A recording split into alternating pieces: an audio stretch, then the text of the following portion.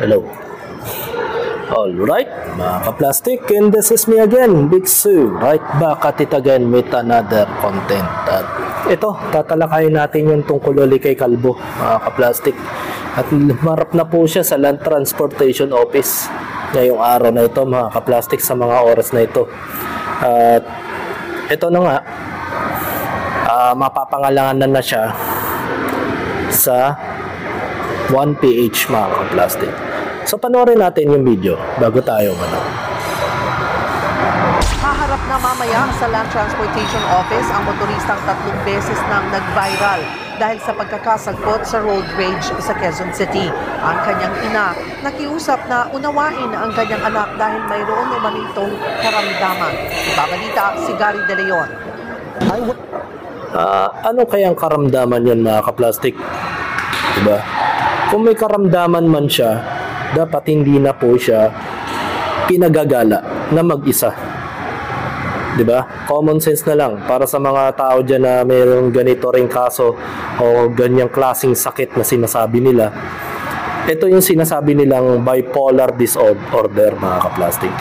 So, babanggitin na lang natin yung pangalan niya kapag nabanggit na po itong nasa video. Binugbog ako sa C5 ng 6 or 7 people na halos gusto akong patayin. Dahil meron lang sila. Dahil may nakakaaway din ako na sa kalsada na gano'n. Pero buhay pa ako. Ito ang dinadahilan ng motoristang si Jesse Birtugaso na nag-viral sa social media. Paano? Ayan, si Jesse Birtugaso. Siya yung Vin Diesel ng Pilipinas, na 2 beses na pong nagbabiral simula nung January, primera ng January, hanggang nung itong huli lang, itong nakaraan lang, January 12. Siya yung taong nagbabiral na yon, na kung saan pinapairal ang init ng ulo. Pero palagay ko hindi yung problema hindi siya yung binubuli.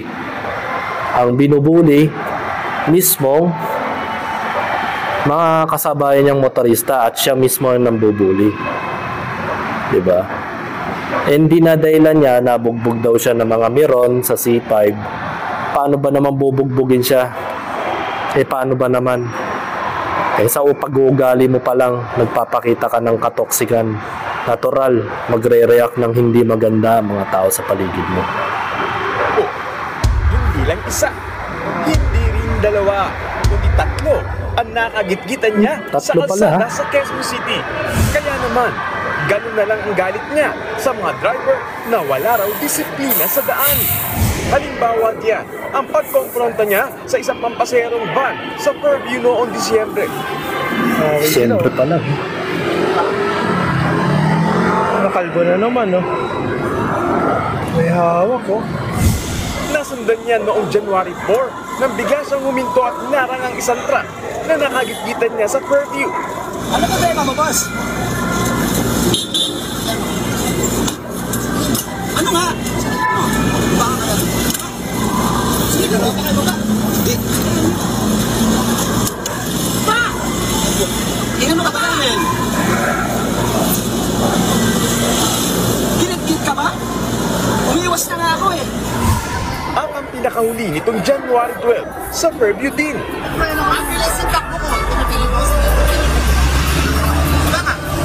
Pangatlo na yan, mga ka-plastic. Hindi ko alam na 3 pala yung ano niya. Yung una kasi akala ko 2 lang. Pero nakita ko na 3 talaga siya. December 23 pa lang, nag-ornamentado na siya.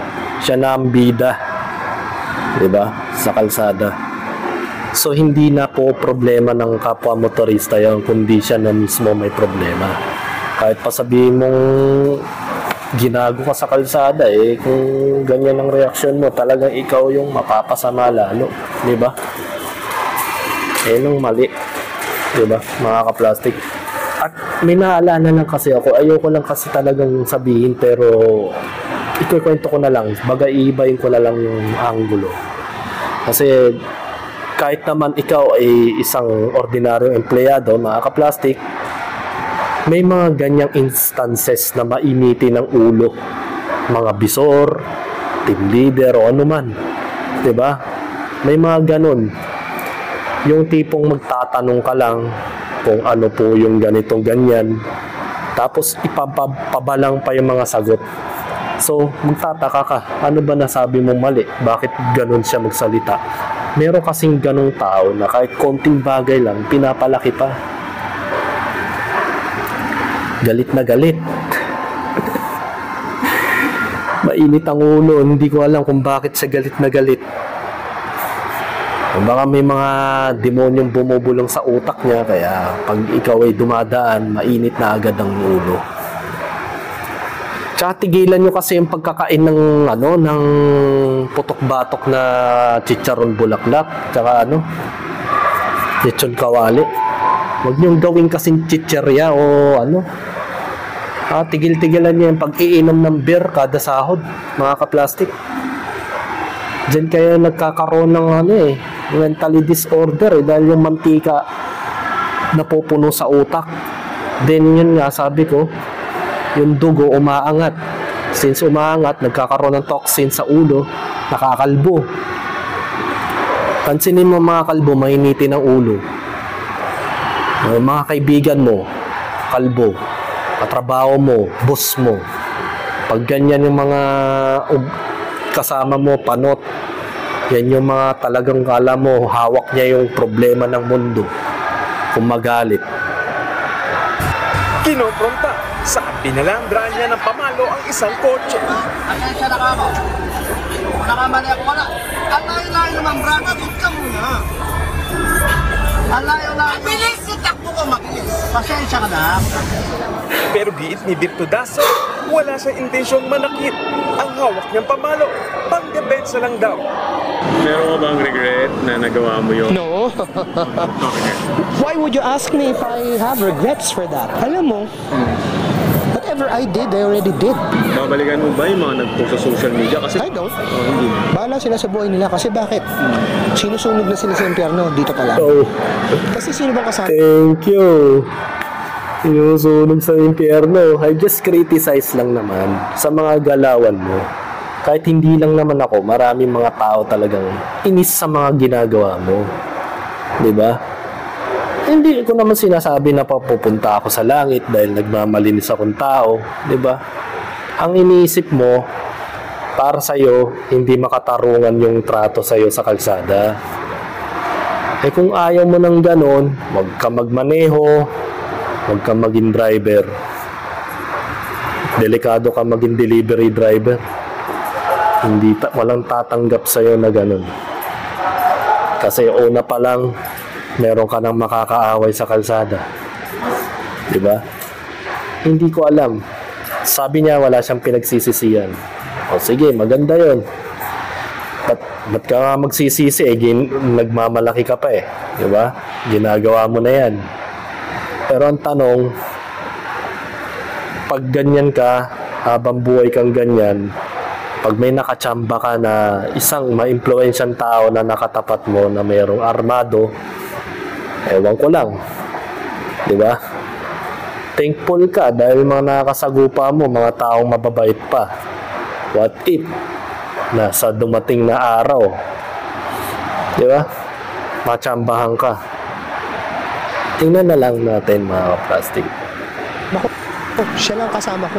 I don't care. Kasi, kahit anong gawin ko, people will criticize you May it be good or bad. Am I right? Or am I right? Dahil sa mga kinasangkutang road rage, mismong ina ni Jessie nangangamba para sa anak. Una pa lang daw na masangkot si Jessie sa road rage. Pinagsabihan na raw pala siya ng ina na huwag na magmaneho. Pero ginamit pa rin daw ni Jessie ang kotse para sa delivery service. Ayan ang isa pang problema, delivery service. So hindi natin alam kung delivery driver ba siya. Di ba? Ayan ang nakakatakot. Hindi natin alam kung anong ginagawa niya sa kalagitnaan ng biyahe. Maging ang kanyang nanay, laging kabado sa bahay na baka hindi na maganda yung balita na matatanggap niya sa susunod na araw. Since marami na siyang inaagrabyado. Diba? Isipin mo yun. tama lang naman na dumepensa ka sa sarili mo. Pero pag ganyan yung reaction mo, hindi na depensa yan. Pambubuli na yan sa kalsada. Sabi nga nila dyan sa balita, sinuspindi nila ng 3 buwan ng kanyang lisensya at para hindi na muna siya makapagmaneho in 3 months. Dapat yan, nare-revoke na yan eh. Tinatanggalan na ng karapatan magmaneho eh. Bakit kaya ginagawa pa nila parang binibigyan pa nila ng chance? Kaya hindi mo naman magagamit, maghapon magdamag yan. Hindi lalo kung hindi makakatulog. Nitong Nobyembre, nawalan na nga ng trabaho ang anak. Hindi na rin ito nakakatulog at palaging galit. Doon na pinakonsulta sa doktor si Jessie at noong January 6, na-diagnose siya na may bipolar affective disorder. Humingi ng pangunawang ang bipolar kasi mga kaplastik, kung ating titignan dito sa isa kong gallery, sabi dito ay bipolar disorder, formerly called manic depression, is a mental health condition that causes extreme mood swing that include emotional high or mania or hypermania and low depression. When you become depressed, you may feel sad or hopeless and lose interest of pleasure in the most activities. Yan ang sabi. Yan yung bipolar affective disorder. Yung parang nawawalan ka ng gana sa buhay, parang bigla-bigla na lang tumataas yung tension mo, biglang bumababa ng walang yung sa hindi inaasahang pagkakataon. Isa po siyang depression na sakit. Baga hindi naman siya dapat pagtawanan. Baga siguro dala na rin ng problema, siya lang yata nagtatrabaho. 'Di ba? Pero ganun pa man, mali pa rin naman yung ginagawa niya. Kasi may darating ang araw pag nakatapat siya ng tao na may armado, good luck na lang sa'yo. 'Di ba? ng motorista dahil sa mental health condition ng kanyang anak. Ayon sa LTO, hindi requirements ng neuro at psychological test sa pagkuha o pag-renew ng lisensya. Pero sa kaso ni Jessie, yung point kasi natin, yung character, attitude sa kalsada. Kaya magkakaroon ka ng violation na aabot ka sa revocation, if ever. Eh na nga mahirap eh. Kahit yung mga nagsasabu eh, nakakakuha ng motor eh, para kaya mga sasakyan eh. Kasi hindi naman kasi kinukuha ng psychology test eh. 'Di ba? Kasi parang nakadroga na rin yung mga ganung tao eh, yung biglang magagalit. 'Di ba? Yung bigla na lang makikipag-away, yung parati na lang tension yung sarili. 'Di ba? Kaya nang mali sa LTO. Sana pataasin pa nila yung standards nila. At tanggalin na nila yung mga putergis na fixer na yan. Kaya dumadami mga kamote sa Pilipinas eh. Kung magkayayaman ka sa pagiging fixer, no? Easy money, no? Tutubo ka lang ng 2,000, no? Laway lang ang puhunan. Ay, nako LTO, sana dukutin nyo na po yung mga taong may gumagawa ng kalokohan sa lugar ninyo. Kaya dumadami mga kamote rider tsaka driver eh. Sana kung napapanood nyo ito, imbestigahan nyo na po yung mga empleyado nyo sa LTO. Pera-pera na lang. Yusip. Ayan, dumadami mga toxic. 3 buwang suspendido ang lisensya at rehistro ni Jessie. Posible pang bawiin ng LTO ang kanyang lisensya. Mamaya, siya ay inaasang haharap sa ahensya para sa 1PH. Harap daw siya. Hindi naman na. Ko lang kung humarap na siya sa mga oras na to. Pero siguro, marap na kasi nga 3 buwan siyang sinuspendido yung lisensya niya. Pero ganun pa, makakapag-drive pa yan eh.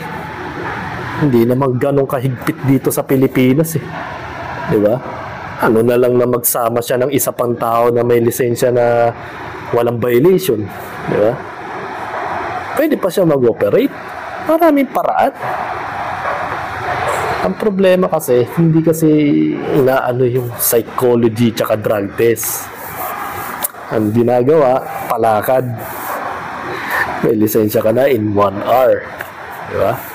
Parang kumuha ka lang ng papel di hapon dun sa school supply. Yun na. Meron ka ng... Ay, ayaw ko ba? Hanggang dito na lang aking opinion. Sana yung mga kagaya na ito, ng kalbo na ito, babala. Tigil-tigilan nyo na po yung pagiging saltik ninyo.